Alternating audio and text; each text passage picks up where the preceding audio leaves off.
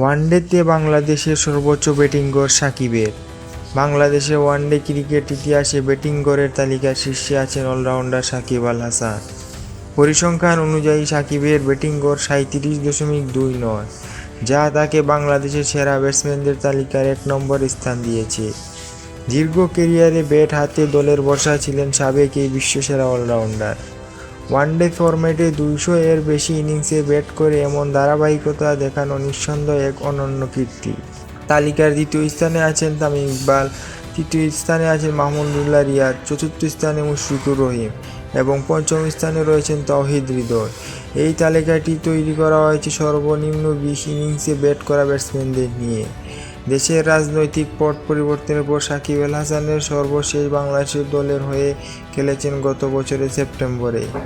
এরপর তিনি আর দেশের হয়ে কোনো ধরনের আন্তর্জাতিক ক্রিকেটে অংশগ্রহণ করেননি।